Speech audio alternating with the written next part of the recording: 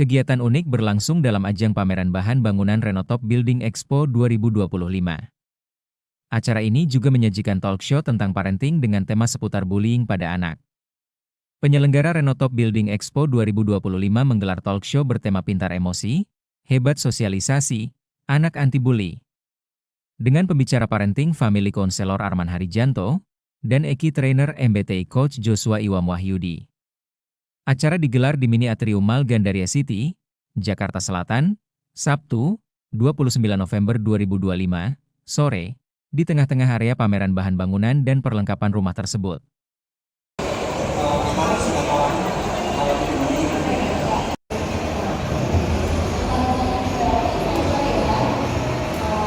Jadi supaya kita lepas dari rasa sakit, kita akan berjuang untuk melepaskan itu. Begitu nggak ketemu, maka yang dicari apalagi ya. Seperti itu. Makanya pelariannya bisa ke ketergantungan atau ke kecanduan tadi. Makanya sebenarnya kalau hubungan orang tua dan anak itu hidup, dapat, dia main game, tapi dia akan bisa berhenti. Ya, nggak Karena kecanduan. dia tahu aku kalau tetap dengan orang tuaku akan ada something yang aku dapatkan juga. Iya, Nah, tapi kalau dia nggak bisa berhenti, itu karena ya kalau gua nggak main, terus gua nggak dapet apa? Gua nggak dapet apa-apa. betul. Makan sama lu orang juga lu orang pada pegang handphone sendiri-sendiri. Ya gua nggak dapet apa-apa gitu. Makanya dia akan kembali lagi ke situ lebih kuat lagi gitu. Berarti kalau ketemu anak-anak yang ada kecanduan seperti ini, mungkin kita bisa nge-track ya kondisi emosinya. Iya, jangan-jangan. sebenarnya iya. Kita nggak pernah selesai juga. Jadi itu emang repotnya dunia sekarang begitu. Nah, sekarang aduh, saya nih ya. Kalau seandainya orang tuanya itu pasif juga, itu kan banyak terjadi juga loh. Itu repot lagi. Nah, gimana ya caranya ini untuk menangani untuk orang tua yang pasif gitu? Mesti diajak ikut talk show ini ya sebenarnya. Oke, untuk para orang tua yang anaknya nggak lakukan tuh rutinitas itu. Betul. Kayak tadi masuk Iya. ke kamar, makan bareng satu meja, atau every weekend itu selalu keluar bareng. Iya. Begitu dia tiba-tiba rutinitas itu kayak aku nggak mau, dan itu terjadi berkali-kali. Wah, itu There udah is something wrong. pertanda. Nah, kalau kita nggak punya rutinitas itu kan lebih susah untuk melacaknya gitu. Betul. Sama ini mungkin ya, rutinitasnya rutinitas komunikasi kali ya. Komunikasi. Karena gini, kebanyakan kan orang tua sama anak tuh bukannya malah heart to heart, tapi malah head to head. Oh, rutinitasnya berdebat gitu ceritanya.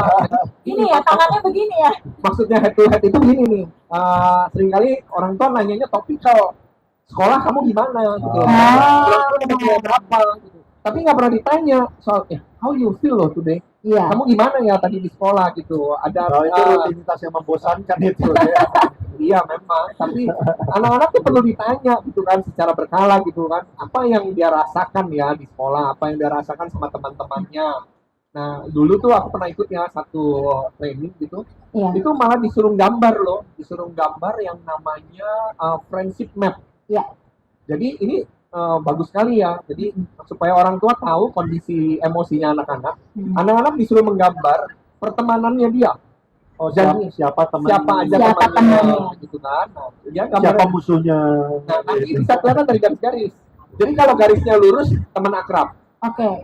garis lurus dua bestie. Wih. Ya, garis lurus dua bestie. Zigzag? Kalau Kalau zigzag zigzag itu HTS.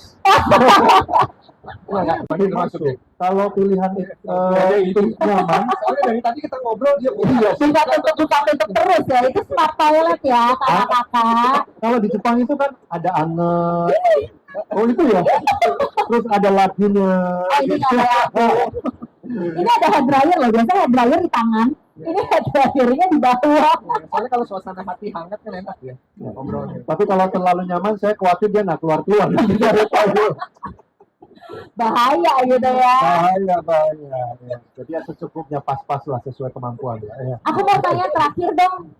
Sebelum ini ada mau buka tanya jawab. Kak, Oke. kalau udah terlanjur anaknya udah sampai stres banget, berat, dan dia sudah depresi, dan akhirnya yang kita tahu ya dia bisa bunuh diri gitu. Nah, perannya ya ini kan kebetulan ya juga memang konselor gitu ya, parenting dan family juga gitu.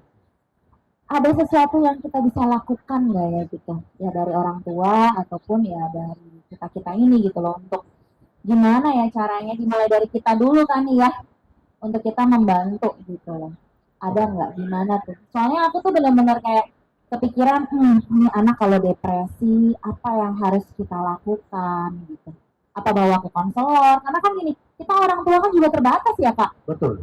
Gitu. Betul. Kita dituruninnya gimana dari orang tua kalau kita nggak mengasahnya, ikut seminar ini, ikut seminar itu, kita tuh kosong loh. Ya, betul.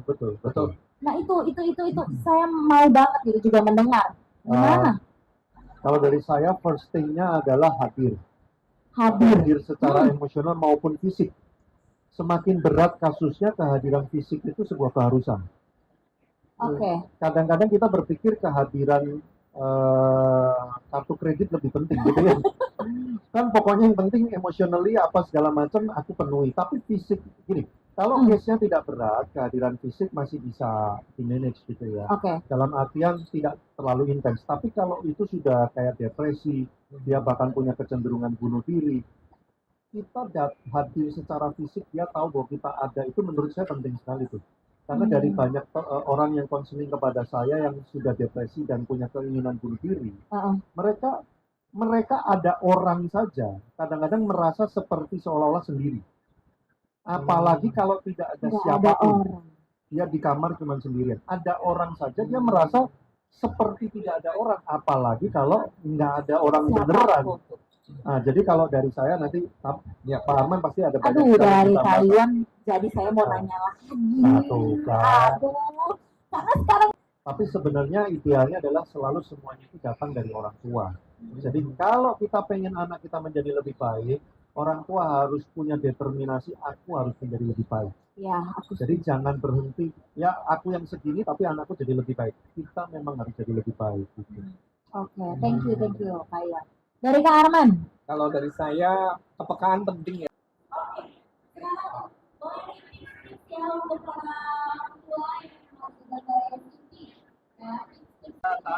Taruh di sana di preschool cukup lah. Padahal orang Saya jadi bertobat. Ini bagus karena gini. Anak yang lebih confident itu lebih susah dibully. Ya, karena kan dia merasa loh aku ini nggak seperti yang kamu bilang jelek, kamu bilang enggak, aku nggak gitu kok. Dia kan punya confidence, jadi dia bisa fight back kan, atau minimal dia bisa menunjukkan bahwa gua nggak suka nih kalau kamu begitu. Nah, confident itu ikut terlibat, harus melek lah, intinya begitu ya. Bukan semata-mata ini. Saya udah kirim nih anak saya ke sekolah bagus gitu, dan kemudian udah semua selesai gitu. Justru orang tua harus ikut terlibat aktif. Kalau betul, nggak ada. Kita nggak pernah diajarin cara ngatur perasaan tuh gimana. Kalau lagi emosional, lagi marah, atau lagi kayak nggak seneng dengan sesuatu, kita tuh nggak pernah diajarin. Iya, betul. Dan kita malah diajarinya itu dipendam. Kita kamu nggak boleh gitu, kamu nggak boleh gitu. Nah, kita turunkan ke anak kan? Nggak usah, nggak boleh. Nah, bagi yang nggak bisa handle itu secara agresif, dia akan keluarkan marahnya dia, terimanya dia diperlakukan di rumah gitu kan. Nah, bagi yang pasif ya dia akan makin ambil itu, telan itu. Belum kalau bahasa Jawa. Yang bahaya biasanya yang pasif-pasif ini kalau dia udah nggak kuat ya dia bisa salah satunya bunuh diri tadi. Atau ketergantungan yang sering kali muncul. Ketergantungan. Punya adiksi. Salah satunya dia bisa adiksi sama game, terus kemudian adiksi dengan pornografi, adiksi dengan macam-macam. Ya, betul. Karena pada waktu, karena dia tidak tersalurkan kan, makanya dia pendam. Nah, dia mencoba untuk mengatur, maaf kata, dosa sendiri. Iya. Akhirnya adiksi menyerang dia. Betul. Ketergantungan makin erat terus begitu. Wah, susah udah. Kecanduan itu adalah kompensasi. Ya. Dari sesuatu yang kita tidak dapatkan, yang seharusnya kita dapatkan, kita nggak dapatkan, kita... Arman, pertanyaannya, bagaimana cara mengenali emosi terpendam anak sebelum berubah menjadi ledakan? Jadi ini buat pembuli dan juga korban bulinya. Dan pertanyaan berikutnya, keterampilan emosi apa yang paling penting ditanamkan sejak usia dini? Dan bagaimana cara mengajarkan anak untuk berkata tidak dengan sehat? Dan dari sistem pendidikan sekarang nih di Indonesia, banyak. Kayaknya bisa sampai jam 6 sore. dan untuk sistem pendidikan yang ada, maksudnya apa yang perlu ditambahkan khususnya untuk maksudnya mencegah bully, karena semua level sekolah mulai dari TK, SD, SMP betul. sampai kampus Betul. itu ada kejadian yang maksudnya di dalam Betul. institusi pendidikan gitu. Jadi apa yang perlu ditambahkan gitu. Thank you. Kok aku jadi Sekolah tidak hanya harus bikin kelas buat anaknya. Sekolah juga harus bikin kelas buat orang tua. Betul nih. Kalau Betul. menurut saya sekolah harus berani bertransformasi dan berevolusi ya, bereformasi ya, bener ya, Iya, bereformasi bahwa sebelum anak disekolahkan orang tuanya sekolah dulu. Ini bener nih, bagus nih. Tapi Casey mohon maaf ya, kan pride dan ego parents itu besar dan Ah, maksudnya ini enggak, soalnya banyak Ya. terutama dari usia-usia TK, jadi mohon Ya. maaf gitu, usia 4-5 tahun itu pembulian itu besar terjadi dan dia nggak bisa kontrol tangan dia waktu begitu melukai teman, cuma perkara dia nggak mau disentuh sama teman gitu, dan korbannya kan udah 2 kelas gitu, semuanya kena gigit, kena tendang, tapi parents itu cuma kayak, oh nggak apa-apa, itu anak saya masih bayi, dan parents itu cuma kayak responnya nggak apa-apa, itu nggak masalah, dan cuma dikirim kue ke sekolah gitu. Nah sementara 2 kelas dan bahkan teachernya itu udah jadi kena korban lemparan bangku gitu, tapi parentsnya kayak, oh itu bukan masalah besar. Nah itu jadi kayak, oh my god, ini baru TK, gimana terpendam anak Oke. sebelum Mengenai berubah emosi menjadi terpendam. ledakan. ya 1, Atas 2, sudah. 3, 4 gitu ya Pak. Pak Arman ya jawab ya. Ya. Satu dulu ya. Ya. Mengenali emosi terpendam itu gini. Apa ketidakpuasan anak yang ditunjukkan? Ya, entah secara verbal maupun secara perilaku, sikap menolak, sikap kayak nggak bergairah, sikap kayak kayak setengah hati. Itu kalau makin anaknya usianya makin kecil sebenarnya makin kelihatan. Memang nanti yang sulit itu kalau sudah SMA ke atas tuh mereka lebih kayak bisa menutupi, nggak terlalu ekspresif ya. Iya. Tapi makin kecil sebenarnya makin kelihatan. Kalau orang tua tidak terbiasa peka dan membaca gitu ya, ketidakpuasan anak, dipikir itu kenakalan dan bandel gitu ya. Iya. Nah, padahal itu sesuatu yang sebenarnya kita harus coba gali gitu ya. Nah itu satu. Pertanyaan Oke, kedua. pertanyaan kedua, silakan. Kita udah kebut-kebutan sama acara di atas. Saya aduh malu, anakku begini. Oh, Ya. Itu anak kita loh, kita akan all out kan, harusnya kan untuk Iya. memulihkannya. Kalau misalkan dia Iya. sakit fisik aja, kita akan Kita bawa ke dokter. Iya. gitu. Jadi ya yang pertama menurut saya malah ayo turunin ego, jangan ngerasa aduh ini cuma anak aja. Nggak Atau boleh coba bilang cuma ditutup-tutupi, anak, gitu. Iya. udahlah kita ini ya. Lebih baik terbuka aja dan ya hampiri orang yang tepat gitu untuk menolong. Iya, Memang Setuju. ya pada waktu ditolong tidak bisa instan. iya. Ya, harus punya sensitivity ya waktu melihat perubahan mood dari anaknya. Ya, Itu jangan didiamkan. ya. Ingat segala sesuatu yang didiamkan pasti terjadi penurunan. Itu ada di moto tokonya Renato. Memang jangan didiamkan lah kalau bocor, dinding udah retak-retak, terjadi penurunan nanti ya. Bener, jadi ambruk. Cinta menurun. Memang kita selalu bisa menyambungkan semua. Iya. Peka ya, peka.